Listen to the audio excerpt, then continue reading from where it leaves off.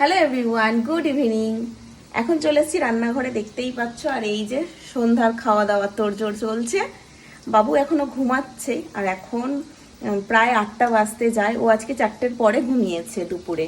আমার তো আর দুপুরে ঘুম হয় না, আর চেষ্টা করলেও আর ঘুমাতে পারি না। ঘুমিয়ে ঘুমিয়ে এমন হয়ে গেছে আর ঘুম আসতে চায় না। ওই সারাক্ষণ ওই ফোন ঘাটাঘাটি, ভিডিও এডিটিং এইসব করলাম।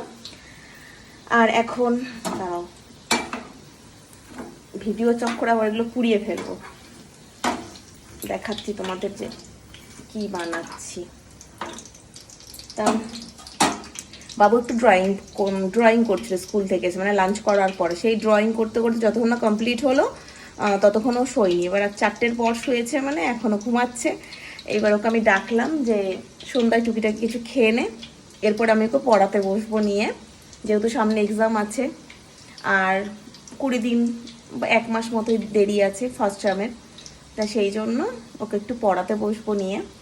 আর কি বানাচ্ছি চলো তোমাদের সঙ্গে। এখানে যে চিকেন কাটলেট বানিয়েছিলাম, তো দুটো ছিল ফ্রিজে, সেটাই একটু ফ্রাই করে নিচ্ছি। আমি তো রেডি করে এরকম রেখে দিই। আর এখানে করেছি দুধ চা আমার জন্য, আর ছেলের জন্য এখানে একটু এটা হচ্ছে টমেটো সস, আর এইটা হচ্ছে ধনেপাতার চাটনি।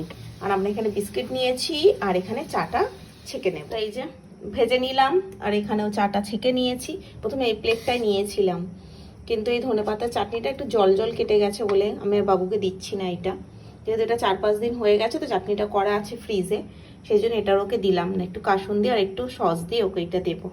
চলো, এখনো ঘুমের ঘোর কাটছে না, ওঠো। যে আমার বাবা এই উঠলো, অনেক ঘুমিয়েছে আজকে। ওর বাবালে কটা বাজে দেখবে, ঘড়িটা দেখো, 8টা বাজতে যায়।